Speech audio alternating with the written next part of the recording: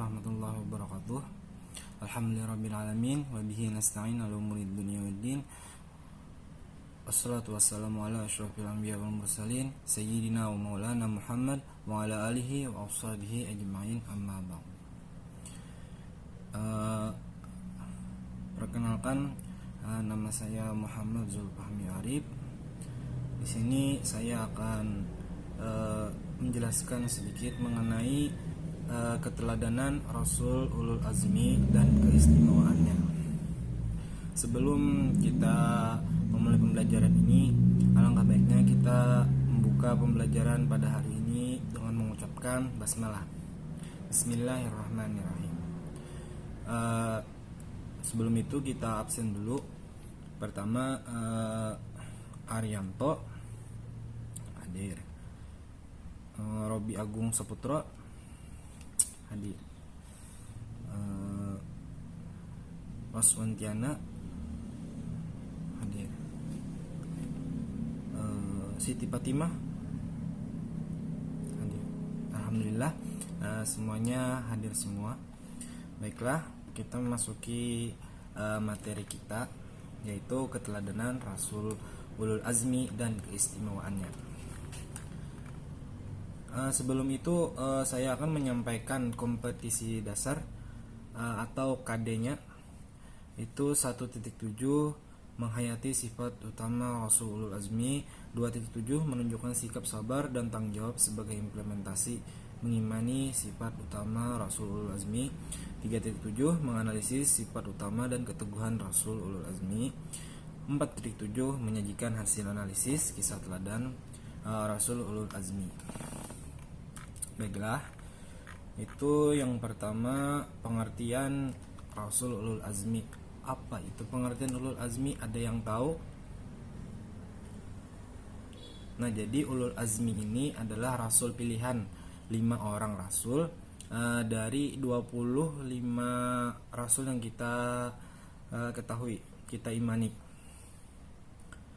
Ulul Azmi itu berasal dari bahasa Arab. Ulul yang artinya orang yang memiliki, dan azmi artinya orang yang mantap. Menurut Sirajuddin dalam buku Ensiklopedia Islam menyebutkan bahwa ulul azmi itu artinya orang-orang yang mempunyai kemauan kuat dan teguh. Sedangkan di sini secara istilah ulul azmi itu adalah rasul-rasul pilihan atau nabi yang memiliki keteguhan hati, lapang dada, dan sabar dalam menghadapi kaumnya yang menentang dirinya dan tidak mau menerima ajaran yang disampaikannya. Ulul Azmi ini ada 5 rasul. Ada yang tahukah dari kelimanya ini? Nah, jadi yang pertama itu ada Nabi Nuh alaihissalam, yang kedua Nabi Ibrahim, yang ketiga Nabi Musa, yang keempat Nabi Isa alaihissalam, dan juga yang terakhir itu Nabi Muhammad SAW. Nah, selanjutnya sifat utama dan keteguhan Rasul Ulul Azmi. Nah, jadi rasul-rasul ini yang termasuk dalam kelompok Ulul Azmi ini ialah orang yang memiliki ketabahan atau kesabaran yang luar biasa dan mempunyai ketetapan keteguhan hati sekalipun dengan susah payah, dan sangat berat dalam menegakkan syariat Islam, syariat Allah Subhanahu wa taala. Sehingga kesabaran mereka pun dipuji oleh Allah Subhanahu wa taala itu sendiri, sebagaimana dalam Al-Qur'an surah Al-Ahqaf ayat 35 yang berbunyi, A'udzubillahi minasyaitonirrajim. Bismillahirrahmanirrahim. Fasbir kama sabara ulul azmi minar rusuli wa la tasta'jil lahum ka'annahum yawma yarawna ma yu'aduna lam yalbathu illa sa'atan min nahar balaghan fahal yuhlaqu illa al-qaumul fasiqun.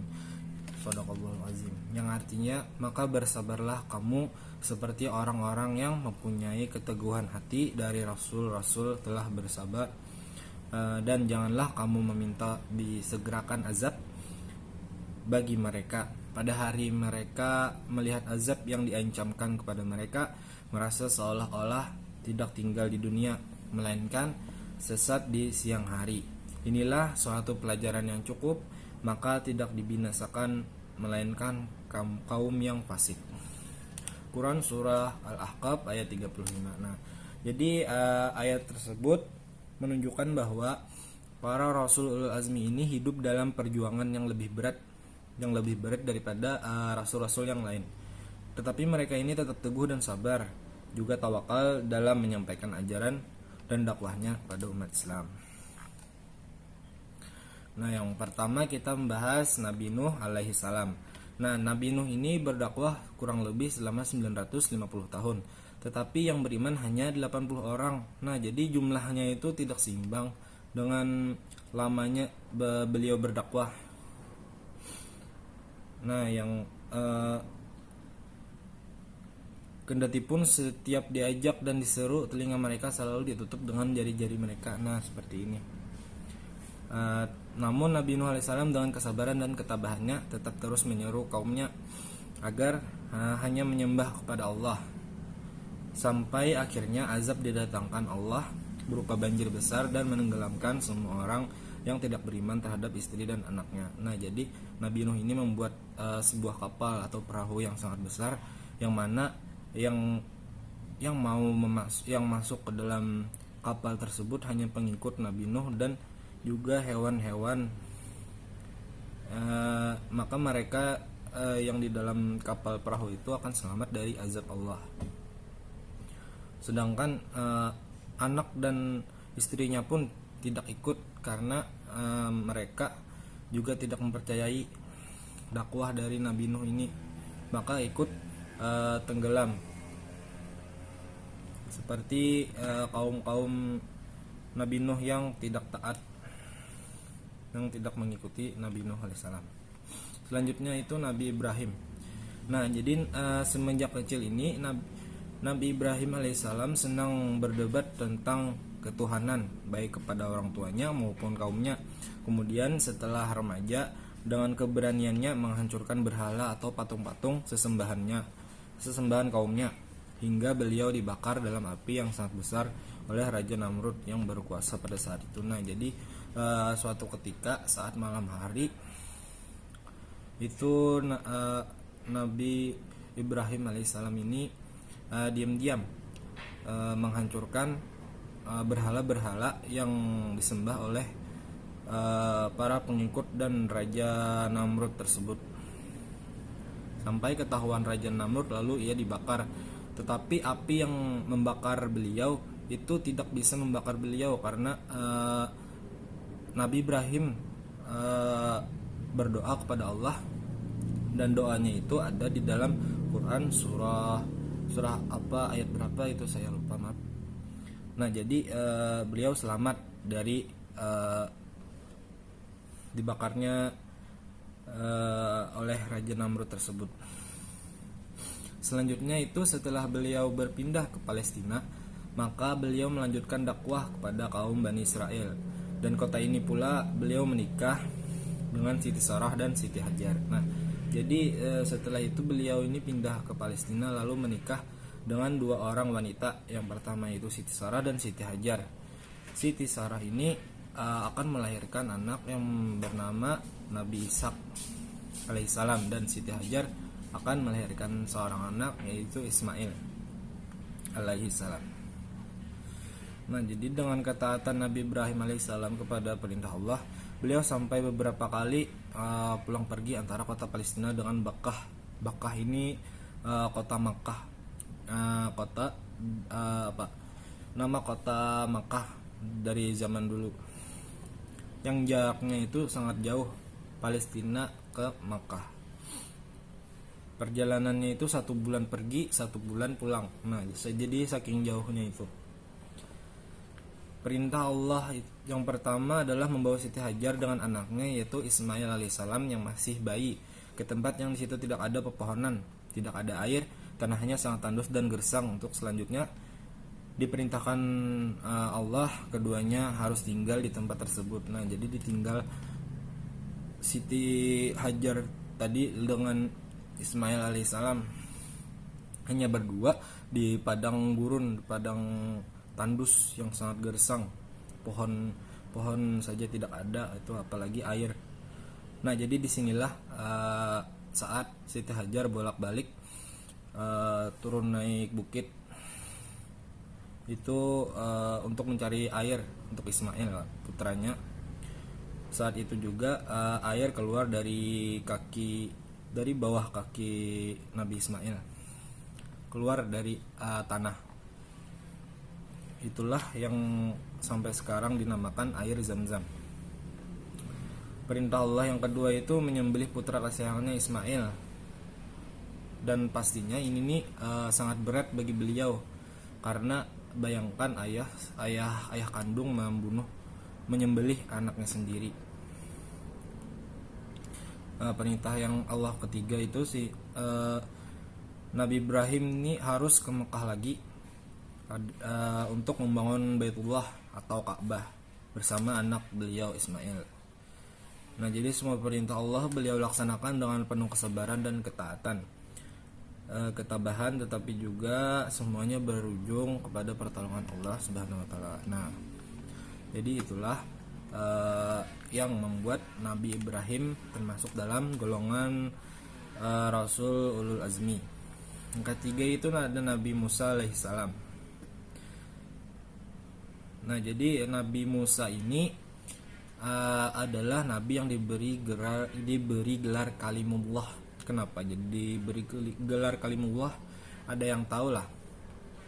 Jadi Nabi Musa ini diberikan kelebihan dapat berdialog langsung dengan Tuhan, karena makanya itu beliau diberi gelar Kalimullah. Kesabaran dan ketabahan Nabi Musa ini adalah karena pada zaman itu beliau harus berhadapan dengan seorang raja yang sangat kejam. Ada yang tahu raja yang dihadapi Nabi Musa? Ya, rajanya itu bernama Raja Fir'aun. Raja yang sangat zalim dan bengis. Lebih dari itu, dia juga mengaku sebagai Tuhan yang harus disembah. Karena sejarahnya itu Fir'aun ini tidak pernah merasakan rasanya sakit. Sakit itu seperti apa? Jadi sehat terus. Makanya dia merasa bahwa dia adalah Tuhan. Nah, jadi Nabi Musa ini diberikan mukjizat berupa tongkat yang bisa membelah lautan dan juga bisa berubah menjadi ular. Penderitaan pertama yang dialami oleh Nabi Musa adalah waktu beliau masih bayi. Oleh ibunya, Musa terpaksa harus dihanyutkan di sungai untuk menyelamatkan beliau dari undang-undang Fir'aun yang berisi bahwa setiap anak laki-laki lahir pada waktu itu harus dibunuh hidup-hidup. Lanjutnya yang ujian kedua ketika Nabi Musa harus berhadapan dengan para tukang sihir. Nah, ini tongkatnya berubah menjadi ular. Perintah Tuhan selanjutnya adalah menyelamatkan Bani Israel yang sudah sekian lama menjadi budak Fir'aun. Nah, jadi Fir'aun ini menjadikan kaum Israel ini sebagai budak, diperbudaknya. Lalu dibawalah kaum Bani Israel ini keluar kota Mesir, sehingga pada saat itulah Fir'aun bersama tentaranya itu mengejar Nabi Musa ini dikejar oleh tentara Fir'aun beserta Fir'aunnya itu sampai ke Laut Merah. Nah, di Laut Merah itu Nabi Musa itu memukulkan tongkatnya, lalu terbelahlah lautan. Jadi Nabi Musa ini sudah menyeberang ke pulau seberang sana, akan tetapi tentara Fir'aun ini beserta Fir'aun ini masih di tengah lautan, lalu dia mati tenggelam, ditelan oleh Laut Merah. Dan inilah dikatakan juga dalam sejarah bahwa kenapa laut itu dikatakan Laut Merah. Selanjutnya Nabi Isa alaihissalam. Nah, Nabi dan Rasul Azmi yang keempat itu ialah Nabi Isa alaihissalam. Tantangan yang dihadapi Nabi Isa dalam menyampaikan dakwahnya adalah para pendeta Yahudi. Nah, kaum Yahudi ini selalu menyulut api keangkuhan dan kesombongan, bahkan mendustakan ajaran beliau. Nah, jadi kaum Yahudi ini sangat sombong dan angkuh. Bahkan mereka juga mendustakan ajaran Nabi Isa alaihissalam. Akan tetapi Nabi Isa ini telah diberikan mukjizat oleh Allah untuk membuktikan kebenaran dan kenabian beliau. Namun orang-orang Yahudi itu tetap membuat permusuhan hingga akhirnya membuat fitnah kepada Raja Pilatus. Nah, Raja Pilatus ini Raja Romawi, penguasa Romawi pada saat itu. Maka dengan fitnah inilah Isa kemudian dibunuh dan disalib. Nah, ini nih yang dinamakan perubahan Kristen itu, bahwa mereka percaya ya Isa itu sudah disalib. Namun sebenarnya yang dibunuh atau disalib itu bukanlah Nabi Isa, tetapi itu namanya Yahuza Ashkaryuti atau Yudas Iskariot. Nah, itu namanya, yang diserupakan Allah dengan Nabi Isa. Nah, jadi orangnya mirip dengan Nabi Isa. Nabi Isa ini banyak memiliki mukjizat seperti menyembuhkan orang yang kena penyakit langka itu, sama menghidupkan orang mati bisa juga. Pokoknya banyak Nabi Isa ini memiliki mukjizat yang mana untuk supaya kaumnya itu percaya. Akan tetapi kaum Yahudi ini malah mendustakan, malah sebaliknya. Selanjutnya yang terakhir itu Nabi Muhammad SAW. Nah, jadi Nabi Muhammad ini lahir pada 12 Rabiul Awal 571 Masehi di kota Makkah, bertepatan dengan tahun gajah. Ayahnya bernama Abdullah dan ibunya bernama Aminah binti Abdul Muthalib. Ayahnya wafat ketika Muhammad SAW masih dalam kandungan, sedangkan ibunya wafat ketika ia masih kecil. Nah, jadi saat Nabi Muhammad ini masih kecil, beliau sudah yatim piatu. Rasulullah ini menikah pada usia 25 tahun dengan Sayyidatuna Siti Khadijah. Mereka dikaruniai beberapa anak, diantaranya adalah Ibrahim dan Fatimah, yaitu istri dari Ali bin Abi Thalib. Rasulullah diangkat menjadi Nabi dan Rasul Allah pada usia 40 tahun ketika menerima wahyu pertama, yaitu Quran Surah Al-Alaq ayat 1-5 di Gua Hira. Pada awal dakwahnya hanya sedikit yang masuk Islam. Di samping Khadijah, diantaranya adalah Ali bin Abi Thalib dan disusul oleh Zaid bin Harithah, bekas budak Nabi sendiri yang telah dimerdekakan. Kemudian ada Abu Bakar, Utsman bin Affan, Abdurrahman bin Auf, Talha bin Ubaidillah, Sa'ad bin Abi Waqqas, Zubair bin Awam, Abu Ubaid bin Jarrah, dan sahabat-sahabat yang lainnya, yang mana mereka ini disebut dengan as-sabiqunal awalun. Ada yang tahu lah artinya as-sabiqunal awalun. Artinya itu orang-orang yang pertama kali masuk Islam. Sebelum Hijriyah itu Nabi Muhammad SAW pernah mengalami tahun kesedihan atau yang biasa dinamakan Amul Huzni, karena ditinggal wafat oleh dua orang yang berperan besar dalam hidupnya. Ada yang tahu siapa dua orang ini? Dua orang ini ialah Khadijah, istri beliau, dan juga Abu Thalib, paman beliau. Pada tahun itu juga Allah memerintahkan Nabi Muhammad agar melakukan Isra Mi'raj. Nah, jadi Allah memerintahkan Isra Mi'raj ini untuk menghibur Rasulullah saat beliau sedang bersedih karena ditinggalkan oleh paman dan istri beliau.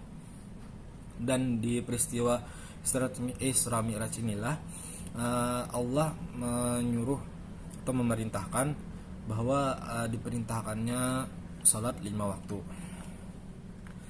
Pada tanggal 1 Muharram tahun 1 Hijriyah, Nabi Muhammad SAW bersama sahabat hijrah ke Yasrib atau kota Madinah untuk membangun sendi-sendi sosial kemasyarakatan di sana. Nah, jadi membangun pemerintahan lah di sana. Tahun hijrahnya Nabi Muhammad SAW kemudian ditetapkan sebagai awal tahun Hijriyah oleh Khalifah Umar bin Khattab. Nah, jadi 1 Hijriyah itu dimulai saat Nabi Muhammad itu hijrah dari Mekah ke Madinah.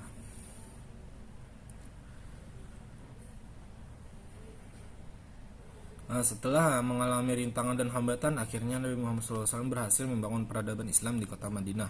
Kemudian Nabi Muhammad SAW membebaskan Makkah dari orang-orang kafir Quraisy. Peristiwa ini biasa disebut dengan Fathul Makkah, atau yang artinya kemenangan atas kota Makkah. Rasulullah ini melakukan haji perpisahan atau haji wada pada tahun 10 Hijriah menjelang akhir kenabian. Beliau menerima wahyu terakhir, yaitu surah Al-Maidah ayat 3. Akhirnya pada tahun 12 Rabiul Awal 11 Hijriah 632 Masehi, Nabi besar penutup zaman itu wafat dalam usia 63 tahun di rumah putrinya, yaitu Sayyidatuna Fatimah. Beliau dimakamkan di samping Masjid Nabawi di Madinah. Nah, jadi itulah sedikit dari kisah dari Rasul Ulul Azmi, yang mana mudah-mudahan menjadi inspirasi bagi kita semua dalam berdakwah pada masa kini dan yang akan datang. Bagaimana ketauladanan mereka dalam berdakwah yang tidak mengenal lelah. Mereka selalu menyeru umat siang dan malam, penuh kesabaran dan ketabahan, sambil terus berdoa memohon pertolongan Allah SWT, baik untuk diri mereka sendiri maupun untuk kaum mereka masing-masing. Nah, jadi sampai di sini ada yang ingin ditanyakan?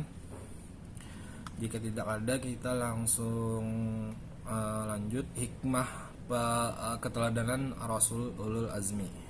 Hikmahnya itu yang pertama, bertambah iman kepada Allah dengan mengetahui bahwa Rasul itu benar-benar manusia pilihannya. Yang kedua, sabar dan tabah dalam melaksanakan perintah Allah dan Rasulnya serta menjauhi segala larangannya.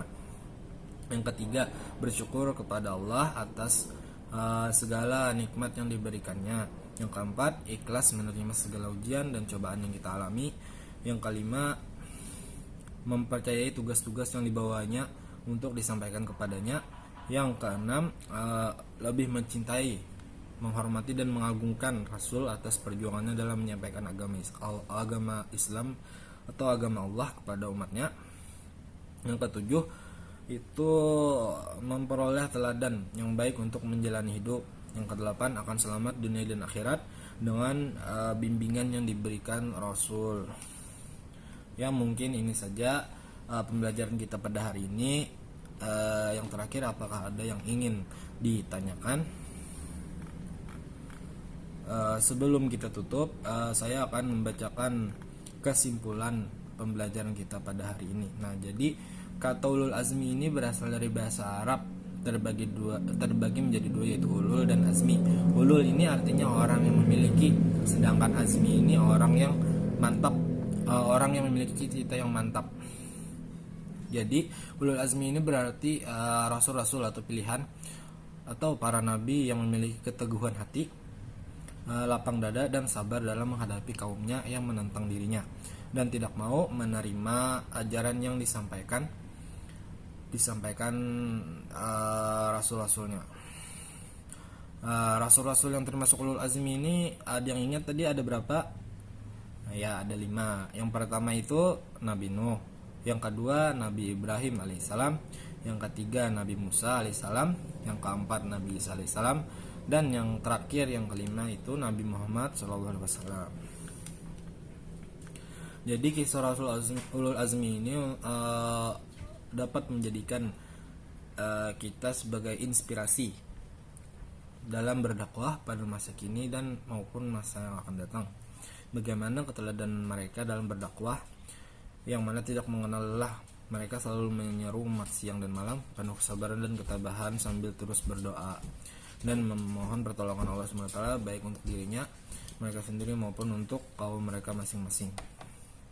Sifat-sifat utama yang dapat kita teladani dari Rasulul Azmi itu, yang pertama itu ada sabar, yang kedua ikhlas, yang ketiga itu ikhtiar, tawakal, dan teguh pendirian. Sekian pembelajaran kita pada hari ini. Salah dan khilafnya mohon dimaafkan, karena Kekurangan hanya milik saya pribadi dan kelebihan hanyalah itu datangnya dari Allah Subhanahu wa taala. Sebelum kita tutup pembelajarannya, marilah kita tutup dengan mengucapkan alhamdulillahirabbil alamin. Sekian dari saya. Salah dan khilafnya mohon dimaafkan, minta halal minta ridha dunia akhirat. Wassalamualaikum warahmatullahi wabarakatuh.